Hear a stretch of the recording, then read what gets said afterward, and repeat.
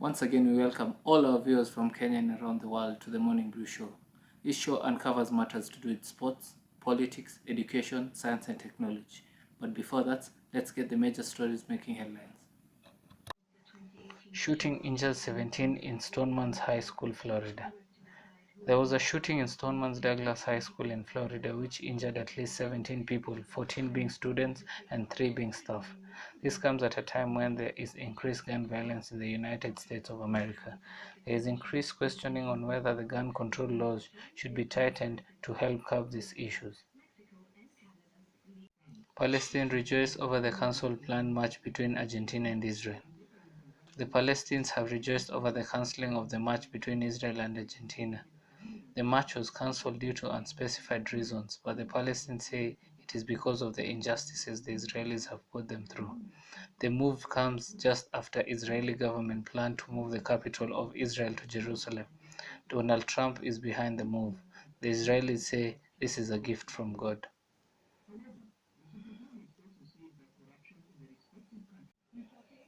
Bank accounts frozen due to 9 billion NYS probe.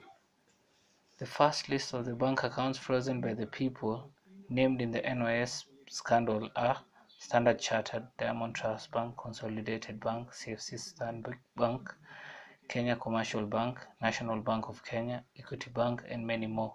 This is because there are companies that were linked to these banks and deposited huge sums of money in them, thus led to the accounts being frozen.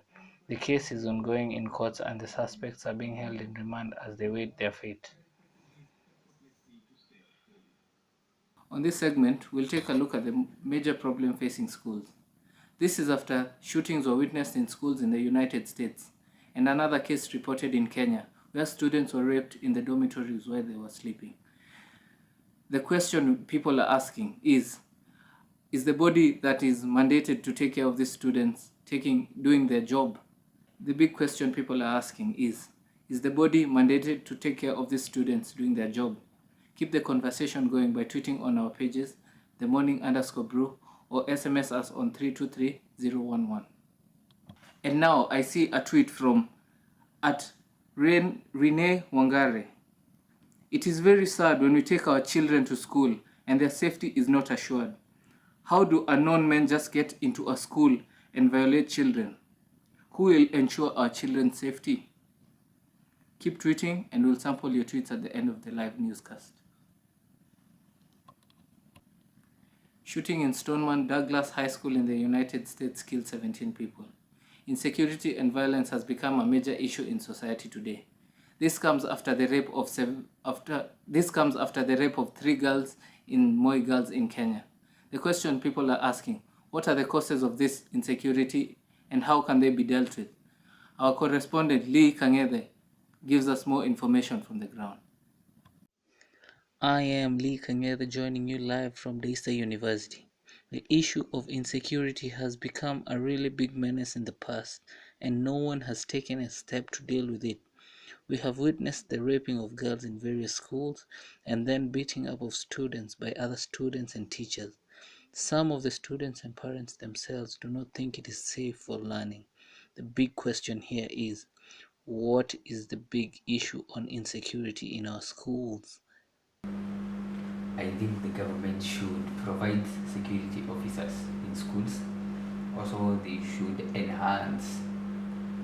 They should also install CCTV securities in schools and also install electric fences and fix the broken walls.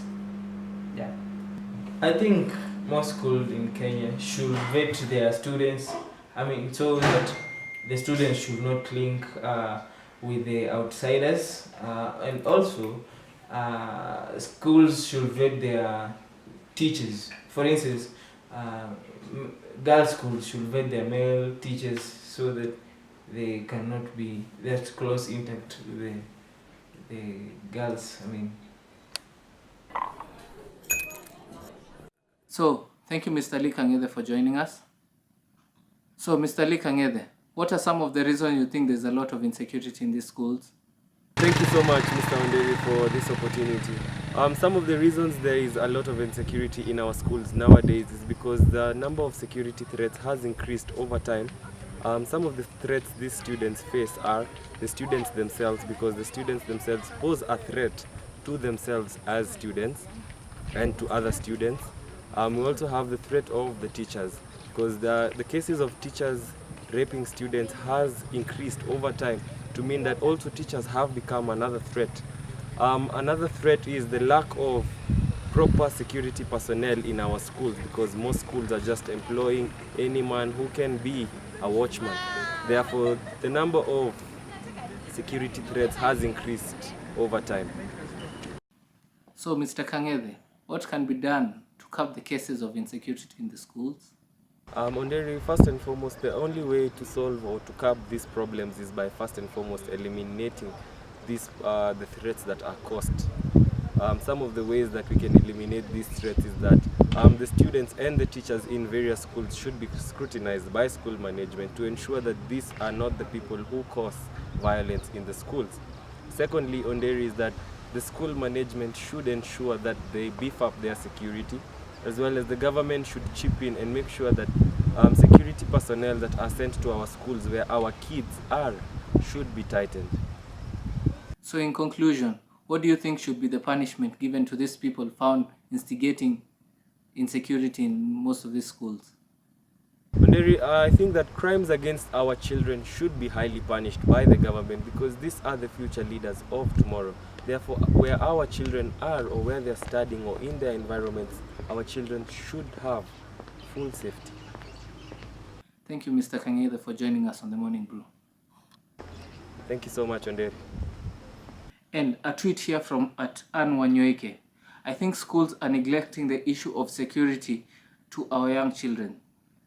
They are taking financial and educational matters way too seriously and forgetting the fact that the security of the children is at stake.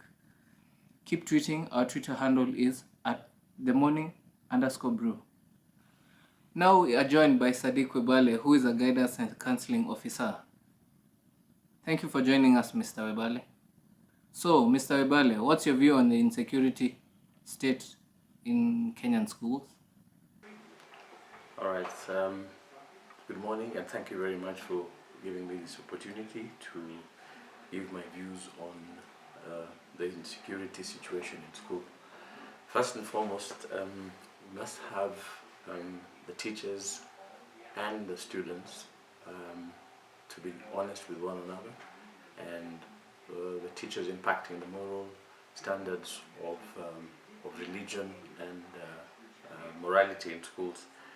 An instance like the Moi girls situation, where we had a student being raped, we have to first and foremost find out exactly what happened, and in terms of what time the girl was raped and what was the situation at that time that it happened.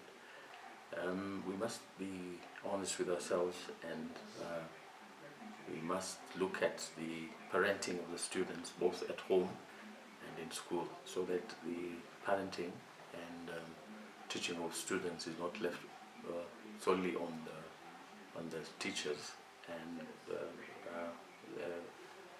the parents also have to take a role in bringing up their children, because the situation we have at the moment is the parents have completely neglected their children or the students and left that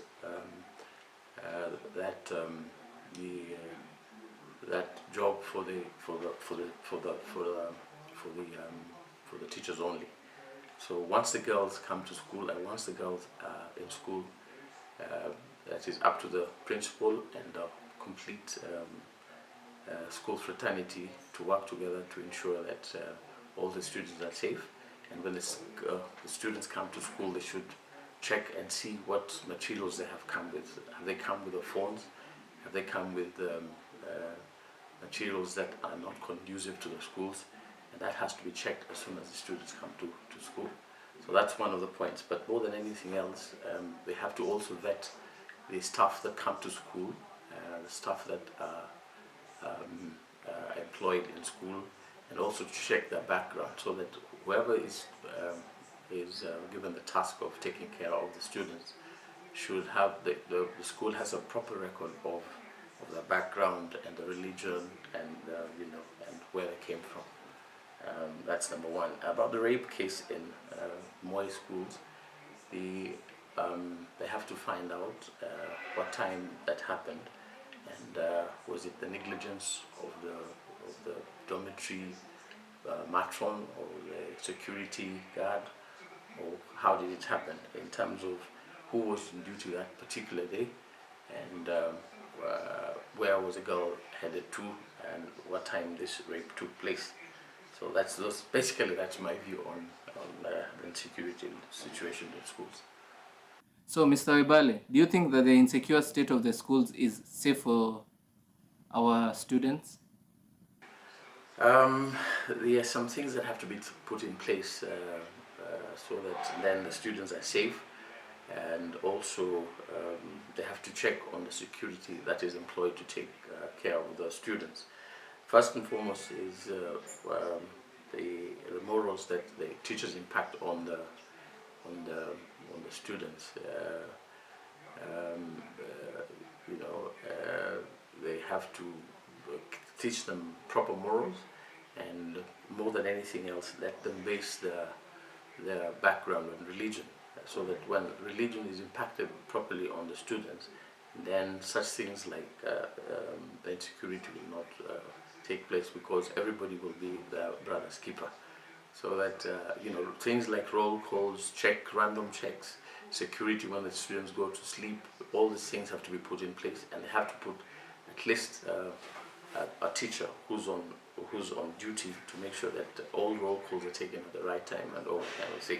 And about as the school fences and who visits the students, and when are they allowed to have visitation, also that is very important. And when they come for visitation, they have to check that whatever the parents have come with, they have not come with anything that is against the school rules. That's my take on that. So, basing your argument on what happened with the shooting in the USA and the rape cases in Kenya, do you think that the teachers should be equipped with guns to deal with this insecurity?